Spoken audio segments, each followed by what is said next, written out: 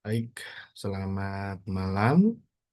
Hari ini kita akan melanjutkan sesi perkuliahan Operations Modeling pada minggu ke-12, yaitu materinya ada pada chapter 11, Work System Design.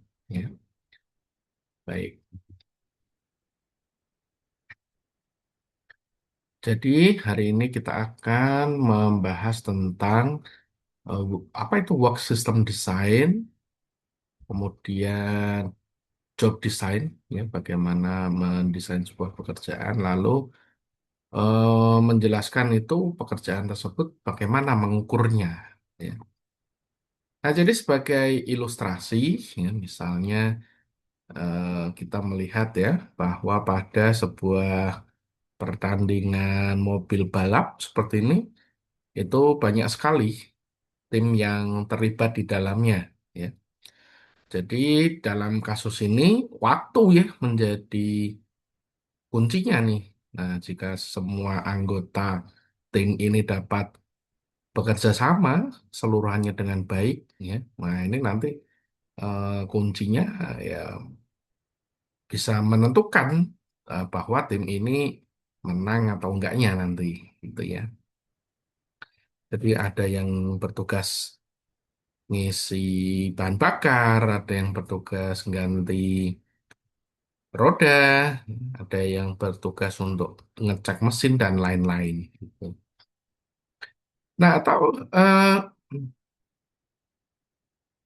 di dalam mendesain sebuah pekerjaan ya, mungkin contohnya eh, teman-teman pernah ya ke sebuah restoran, toko, atau mungkin tempat lain selain melihat F1 ini, ya.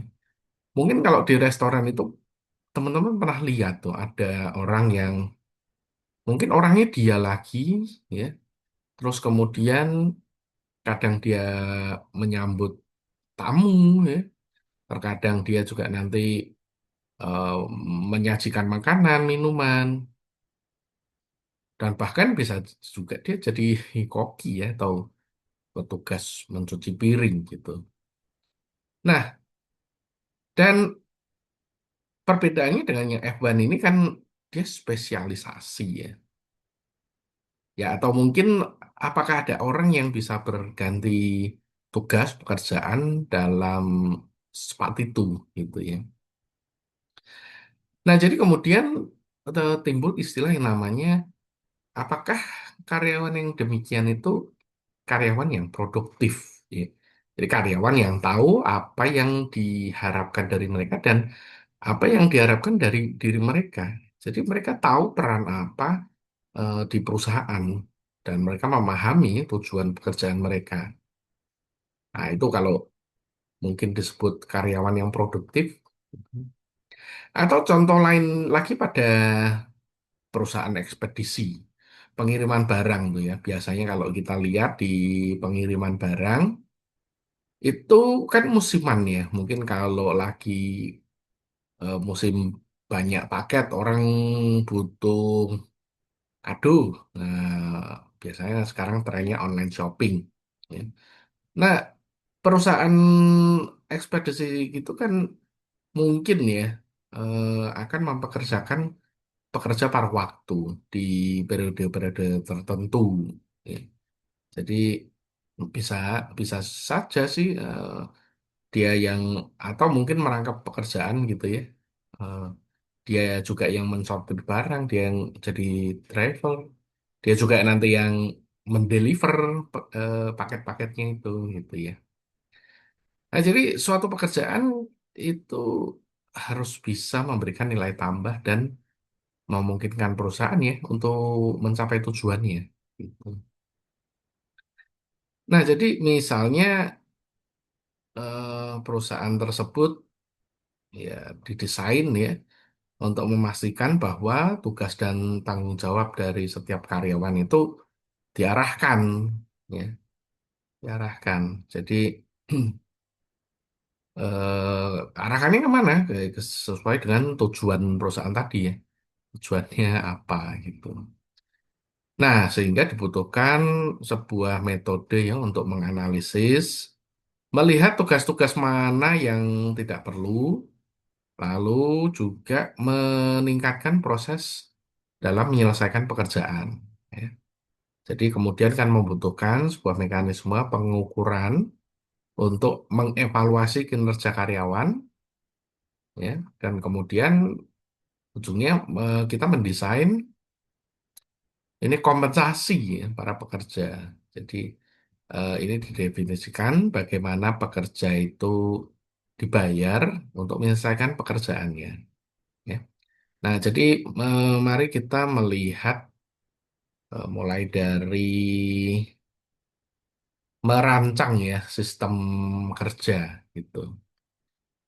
Jadi di dalam merancang sistem kerja ini, ya sistem desain kerja, ya, ini didefinisikan sebagai sistem dari pekerjaan untuk menentukan aktivitas kerja individu atau kelompok untuk mendukung tujuan organisasi. Jadi eh, kita itu merancang sebuah pekerjaan dengan ya mungkin kita mulai membuat eh, daftar pertanyaan ya, provide structure nih ya kita. Tapi di dalam work system design itu apa yang tadi kita bahas di awal itu kan sudah termasuk di dalam ini ya. Jadi ada eh, tiga area yang akan kita bahas dalam work system design ini kan meliputi job design, work measurement, dan worker compensation. Ya, ini sudah kita bahas tadi. Nah, kemudian job design, nah ini lebih spesifik ya. Kita menentukan aktivitas dari individu atau grup, ya. Tadi kita sudah sebut ya. Eh, ini kita merancang job design ini dengan mulai mengajukan pertanyaan, ya. Jadi job design ini kita harus bertanya-tanya, gitu. Ya, jadi eh, kita bertanya-tanya apa deskripsi pekerjaannya. Nah, ini penting ya, kalau kita sendiri tidak bisa mendeskripsikan itu pekerjaannya apa, nah bagaimana orang bisa mendapatkan gambaran gitu ya. Lalu kita juga harus bisa menggambarkan apa tujuan pekerjaan itu, di mana pekerjaan itu selesai, siapa yang melakukan pekerjaannya, ya kan? Lalu apakah latar belakang, keterampilan, ya, pelatihan itu dibutuhkan seseorang agar pekerjaannya itu bisa selesai. Jadi misalnya jika salah satu tujuan perusahaan Anda itu menjadikan seorang karyawan itu pemimpin ya dalam misalnya pelayanan pada pelanggan. Nah, tentu pekerjaan tersebut harus dirancang ya untuk mendorong dan menghargai layanan pelanggan itu dengan baik. Ya, selain itu ya pengukuran kinerja untuk pekerjaan harus memvalidasi perilaku yang mendukung tujuan perusahaan. Nah, jadi di sini kita akan melihat ya ada faktor tambahan itu di dalam job design, yaitu technical visibility, economic visibility, dan behavioral visibility. Ya. Nah, jadi kita bahas satu-satu. Kalau technical visibility itu atau kelayakan teknis, ya, ini merupakan sebuah pekerjaan ya, sejauh mana individu atau kelompok itu mampu secara fisik dan mental itu melakukan pekerjaan tersebut. Ya, jadi Misalnya ya perusahaan itu eh, ingin ya untuk memindahkan beban misalnya 250 ton ya. Tapi mungkin kalau begitu ya hanya sedikit orang yang bisa ya memindahkan. Ya, tetapi kemudian jika perusahaan menguranginya, misalnya angkutannya 50 ton saja, ya mungkin bisa jadi lebih banyak nih orang yang mampu mengerjakan kriteria dari pekerjaan tersebut. Ya. Nah, yang kedua ini adalah economic feasibility, ya, atau kelayakan ekonomi. Jadi ini suatu pekerjaan ini dinilai sejauh mana memberikan nilai tambah ya bagi perusahaan itu untuk mendapatkan keuntungan. Nah, jika pekerjaan yang dirancang itu memerlukan biaya lebih besar daripada nilai tambahnya, maka perusahaan tersebut ya tidak layak secara ekonomi. Ya. Secara ekonomi feasibility ini tidak masuk. Ya. Jadi misalnya kalau teman-teman ya perusahaannya tadi ya contohnya yang ngangkut 250 ton, kemudian dikurangi jadi 50 ya tadi. Nah, memindahkan 50 ton. Tetapi karena perusahaan ini membeli dapat membeli bahan dalam lebih kecil, kemudian mungkin packagingnya lebih ringan, ya. Namun jika kita lihat ya bahan bakunya kan jadi lebih mahal gitu. Biasanya kalau bulky order itu kan lebih murah gitu. Nah ini perlu dihitung ya.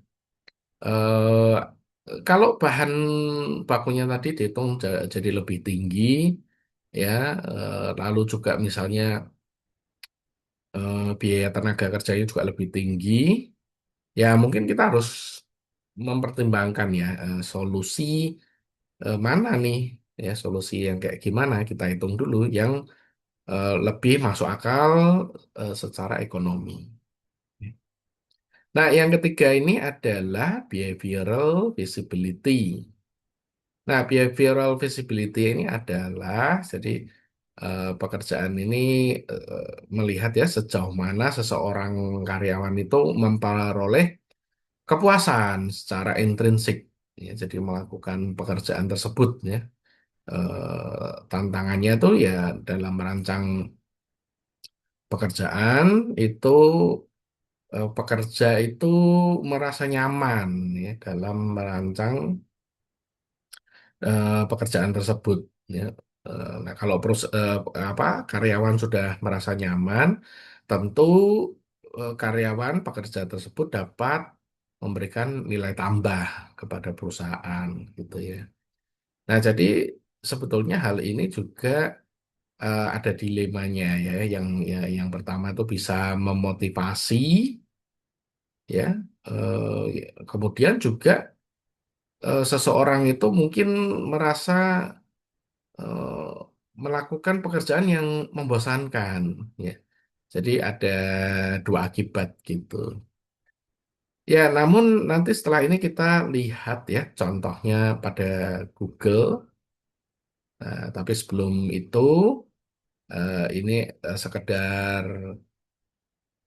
kuis ringan ya untuk mengecek tadi materi-materi yang sudah di-deliver itu kira-kira mendapatkan gambaran nggak gitu ya. Nah, ini karena kuis singkat saja, jadi mungkin 1 atau 2 menit begitu bisa diselesaikan ya. Karena jadi caranya seperti biasa. Ini link server untuk menerima responnya udah saya buka. Jadi bisa diklik melalui PPT yang sudah ada atau di scan ya, karena mungkin laptopnya sedang digunakan untuk listening lecture ini. Bisa di scan, lalu nanti akan masuk ke Microsoft Form. Nah, di situ sudah ada pertanyaannya ya, silahkan diisi. Jadi kita lakukan ini karena ini singkat ya, mungkin dalam 1 atau 2 menit ya. Nah, setelah itu baru nanti kita melihat materi berikutnya.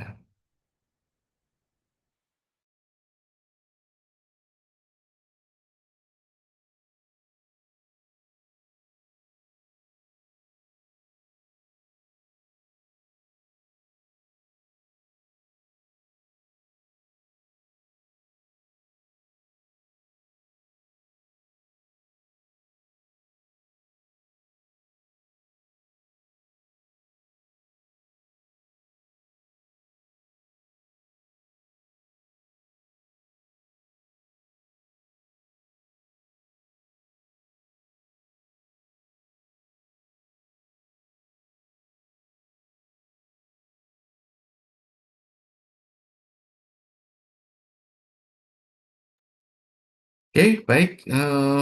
Mungkin sudah selesai ya, karena ini hanya quick test saja. Kita lanjutkan dengan, nah, ini mungkin sudah cukup familiar ya dengan kata Google. Jadi seperti yang terjadi ya dalam behavioral visibility, ini perusahaan di Silicon Valley ya, Google ini merancang ya, itu menyediakan apa? Ada train station ya, agar orang mudah nih menjangkau ke kantor ya. Lalu WiFi ya disediakan. Terus kemudian mungkin kalau di sini ya di karyawan Google itu tidak menggunakan public transportation, di situ di kantor Google itu menyediakan jasa layanan gratis ganti oli mobil. Ih, keren ya. Jadi kemudian juga di kantor Google ini penuh dengan fasilitas. A- Ada free haircuts ya. Kemudian mungkin yang teman-teman sendiri juga pernah mungkin ya membaca artikelnya di Google tuh ada apa? Ya. Ada gym ya di area situ ya. Terus kemudian ya macam-macam termasuk hingga jika karyawannya tuh ingin membawa binatang peliharaan. Ya. Jadi kalau membawa peliharaan itu kan mungkin bisa mengganggu dengan teman kerja yang lain ya. Ya, jadi di situ sudah dia siapkan lah tempat gitu ya. Jadi tanpa mengganggu pekerjaan ya. Jadi sebetulnya hmm, concern kita itu dalam melakukan job design ini pertanyaannya adalah apakah sebuah pekerjaan itu bisa dilakukan oleh orang atau mungkin malah nantinya nih timbul pertanyaan eh, itu kan bisa dilakukan otomasi ya. Bisa dilakukan oleh robot gitu. Nah, jadi ketika pertanyaan itu yang muncul, jadi perusahaan itu mempertimbangkan ya secara technical visibility dan economic visibility dan behavioral visibility tadi yang kita bahas ya. Nah, itu kan menimbulkan pertanyaan apakah eh, pekerjaan tersebut apakah harus atau sebagian itu nanti diotomasi. Nah, kalau kita bertanya ya jelas mesin itu melakukan hal lebih baik ya dari manusia. Tapi ya memang ada beberapa hal di mana manusia itu ya nggak kalah nih oleh mesin nih. Hasilnya lebih baik gitu. Misalnya ya kalau kita menggunakan kalkulator contohnya ya untuk melakukan aritmatik pekerjaan itu presisinya akan lebih tinggi ya kalau kita menghitung dengan kalkulator ya daripada kita hitung manual gitu. Tapi kita juga menggunakan mesin itu mungkin konsiderasinya jika sebuah pekerjaan itu berbahaya, ya. Jadi untuk misalnya memindahkan benda yang berat, panas gitu ya. Nah, itu kan bahaya. Atau sebetulnya untuk melakukan hal-hal yang sederhana tapi ini repetitif, ya. Jadi itu mungkin akan lebih efektif kalau dikerjakan oleh mesin, ya. Jadi memang ya itu untuk hal-hal yang bisa dilakukan oleh mesin ya atau otomasi. Namun di sisi lain manusia itu memang ya bisa jadi lebih unggul ya. Contohnya di dalam hal pekerjaan yang membutuhkan interaksi personal dengan orang lain. Nah, ini tidak bisa ya kita mungkin saat ini belum bisa kalau kita melakukan interaksi dengan mesin ya hasilnya ya karena algoritmanya memang sudah diprogram sedemikian. Jadi kalau kita bertanya di luar dari hal yang dia tahu, tentu jawabannya akan ngawur ya. Nah, karena eh, pemikiran-pemikiran yang keluar yaitu kan melibatkan banyak sekali ya, ada variabel, ada ekspresi, empati, ya. Mungkin ada operasional yang logik ya, yang ini tidak bisa mengikuti logika secara linear, ya. Dan contoh lainnya untuk pengajaran seperti ini. Jika ini dilakukan dengan mesin ya tentu hasilnya akan berbeda. Jadi manusia dan mesin itu ya memang saat ini solusi terbaiknya adalah komplement ya, saling melengkapi. Jadi misalnya kalau di perusahaan misalnya seperti pengiriman Amazon ya mungkin pernah teman-teman pernah lihat videonya tuh. Jadi ada robot yang bertugas untuk mengambil paket ya di facility, memindahkan dari satu titik ke titik lain, ya. Nah, itu karena pekerjaannya repetitif, tidak membutuhkan keterampilan khusus seperti dia harus berpikir secara kritis, ya. Tentu pekerjaan tersebut kalau dikerjakan oleh manusia ada batasannya. Ya, manusia itu bisa lelah, tapi kalau robot mindah-mindahin gitu kan eh, kecuali baterainya habis ya. Nah, itu yang jadi problem. Jadi penggunaan mesin atau tenaga manusia itu merupakan keputusan ekonomik ya yang ada dan kita dihadapkan dalam mendesain pekerjaan dan juga keputusan yang berdasarkan sesuatu yang tidak berwujud. Misalnya eh, untuk menyambut pelanggan ya, menyambut pelanggan di toko itu kan bisa saja kita pasang suara otomatis ya, atau mungkin kalau di telepon itu juga ada mesin penjawab otomatis gitu. Nah, itu lebih efisien ya daripada kita meletakkan orang yang kerjanya untuk greeting kayak begitu ya. Ya, tapi tentu ya harus dihitung ya.